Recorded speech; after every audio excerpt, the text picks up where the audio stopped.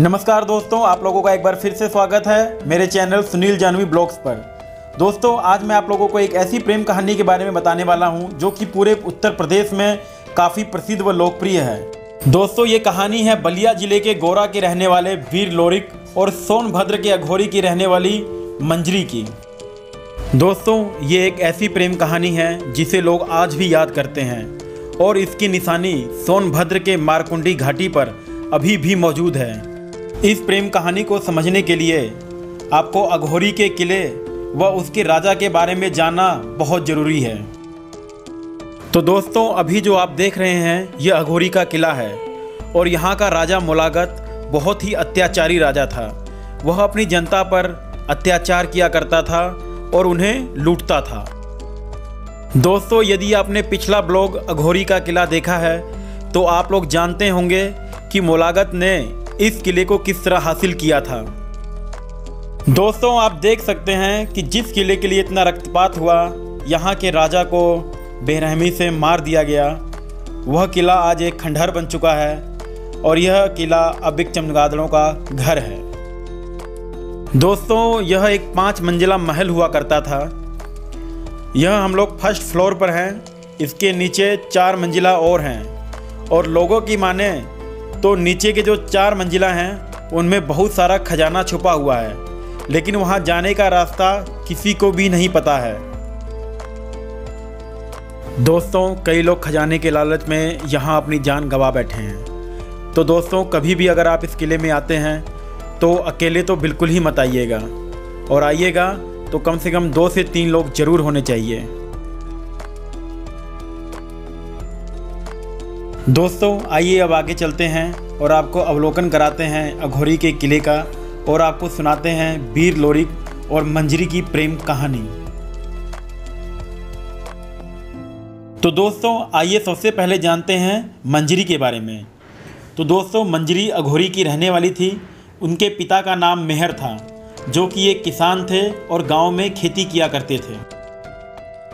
दोस्तों, मंजरी बहुत ही खूबसूरत थी और उसकी खूबसूरती के चर्चे पूरे राज्य में थे। दोस्तों, जब यह बात अघोरी के राजा मोलागत को पता चली तो वह मंजरी को देखने के लिए अपने सैनिकों को लेकर उसके घर चला गया। आइए दोस्तों, अब आपको दिखाते हैं वह रास्ता जहां से किले में पानी लाया जाता था। दोस्तों, आप देख सकते हैं यह बहुत ही जर्जर हालत में है और सीढ़ियां भी टूट चुकी हैं, तो हमें थोड़ा यहाँ संभल कर जाना होगा, क्योंकि एक थोड़ी सी लापरवाही भी एक बड़ी दुर्घटना बन सकती है। तो आइए दोस्तों, संभल कर उतरते हैं और आपको दिखाते हैं वह रास्ता जहाँ से किले में पानी की पूर्ति की जाती थी। यह एकमात्र रास्ता था जहाँ से किले में पानी ले जाया जाता था। दोस्तों, किला बहुत ही डरावना है और मैं आपसे रिक्वेस्ट करूंगा कि कभी भी अकेले आने की यहाँ पे कोशिश भी मत करना। दोस्तों, अभी जो ये आप देख रहे हैं यह रास्ता सीधा सोन नदी में जाकर मिलता है। दोस्तों, सामने जो ये आप नदी देख रहे हैं यह है सोन नदी और यहाँ बहुत से ट्रक खड़े दिखाई दे रहे होंगे आपको, जिनमें कि सोन नदी से बालू निकालकर भरा जा रहा है। आइए दोस्तों, अब वापस चलते हैं और आपको दिखाते हैं किले का दूसरा भाग। तो दोस्तों, जैसा कि मैंने बताया कि जब राजा को मंजरी की खूबसूरती के बारे में पता चला तो वह अपने सैनिकों को लेकर मेहर के घर पहुंचा और जब उसने मंजरी को देखा तो वह उसकी खूबसूरती पर मोहित हो गया और उसने मेहर के सामने मंजरी से अपने विवाह का प्रस्ताव रखा और मंजरी से विवाह के बदले उसने मेहर को बहुत सारा धन देने का लालच भी दिया। तब मेहर ने राजा से कहा कि वह उसे सोचकर बताएगा। दोस्तों, यह बात मेहर ने अपनी बेटी मंजरी से बताई। तब मंजरी ने अपने पिता से कहा कि वह किसी और से प्रेम करती है और जिसका नाम लोरिक है। दोस्तों, आगे मंजरी ने कहा कि यदि वह विवाह करेगी तो सिर्फ लोरिक से ही करेगी और किसी से नहीं। यह सुनकर मेहर भयभीत हो गया क्योंकि वह जानता था कि यदि मोलागत का विवाह मंजरी से नहीं हुआ तो वह उसके पूरे परिवार को मौत के घाट उतार देगा। दोस्तों, लोरिक एक महान योद्धा था। वह माँ काली का भक्त था और कहते हैं कि उसकी तलवार 85 मन की थी। दोस्तों, लोरिक और मंजरी की प्रेम कहानी आप लोरिकायन नामक ग्रंथ में पढ़ सकते हैं। दोस्तों, जब मेहर को अपनी बेटी से लोरिक के बारे में पता चला तो वह जाकर लोरिक से मिला और उसने सारी बात बताई कि किस तरह राजा मोलागत उसकी बेटी से विवाह करना चाहता है, इसलिए जितनी जल्दी हो सके वह अघोरी आकर उसकी बेटी से विवाह कर कर उसे वहां से ले जाए। तब तक राजा मोलागत को भी मंजरी और लोरिक के प्रेम कहानी के बारे में पता चल चुका था। दोस्तों, अभी जो आप देख रहे हैं यह अस्तबल है। यहाँ पर राजा अपने घोड़े, हाथी वगैरह रखा करते थे। दोस्तों, राजा मोलागत का एक बहुत ही बलशाली हाथी था जिसका नाम इंद्रावत था। दोस्तों, आप देख सकते हैं कि किला पूरी तरह ढह चुका है और जो बचा हुआ हिस्सा है ये भी कुछ दिनों में गिर जाएगा। दोस्तों, सरकार को हमारे देश में जितने भी ऐतिहासिक स्थान हैं, किले हैं या मंदिर हैं, उन्हें संरक्षण देना चाहिए जिससे कि हमारी युवा पीढ़ी अपने इतिहास को जान सके।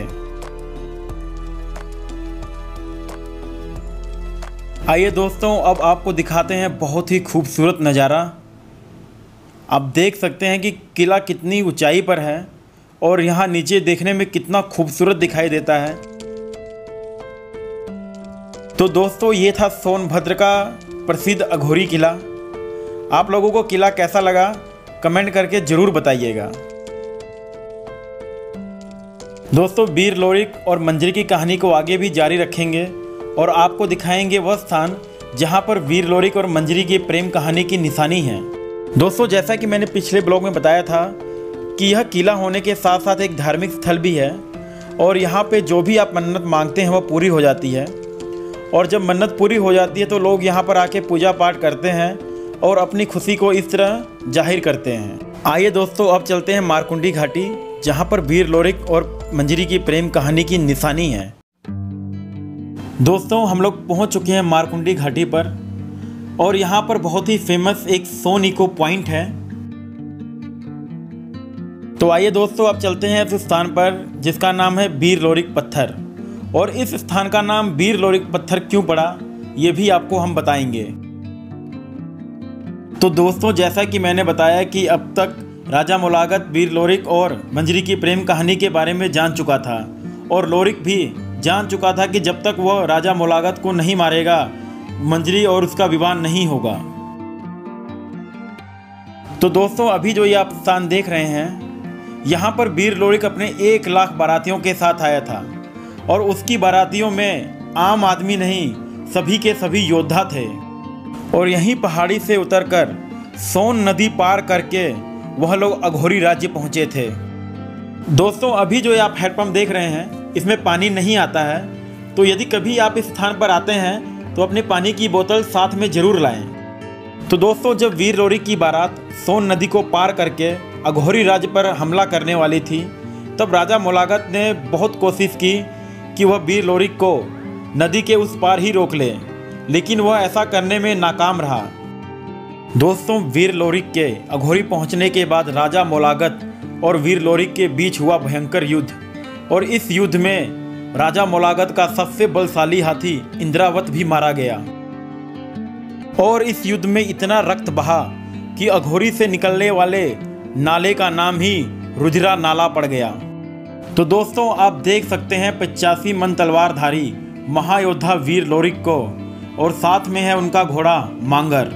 दोस्तों, अघोरी के राजा मोलागत को मारने के बाद वीर लोरिक ने मंजरी से विवाह किया और विवाह करने के बाद उनकी विदाई कराकर मारकुंडी घाट पर ले आए। दोस्तों, वीर लोरिक के बारे में कुछ महत्वपूर्ण तथ्य इस बोर्ड पर लिखे गए हैं, आप चाहे तो वीडियो को पॉज करके पढ़ सकते हैं। दोस्तों, ये है वीर लोरिक पत्थर और आप देख सकते हैं कि ये बीच से 2 भागों में बटा हुआ है। दोस्तों, जब वीर लोरिक और मंजरी यहाँ पर विश्राम कर रहे थे तब मंजरी ने वीर लोरिक से पूछा कि आप मुझसे कितना प्रेम करते हैं। तब वीर लोरिक ने मंजरी से कहा, बताओ मैं तुम्हारे लिए क्या कर सकता हूँ। तब मंजरी ने वीर लोरिक से कहा, क्या तुम मेरे लिए इस पत्थर को तोड़ सकते हो।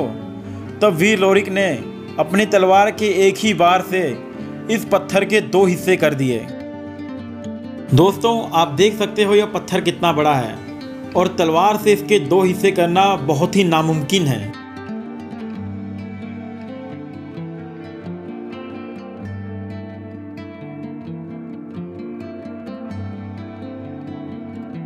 तो दोस्तों ये थी वीर लोरिक और मंजरी की प्रेम कहानी, जिसमें वीर लोरिक अपने प्रेम को पाने के लिए सोन नदी पार कर अत्याचारी राजा का वध करके आए और अपने प्रेम का प्रमाण देने के लिए इस बड़े से पत्थर को 2 टुकड़ों में बांट दिया।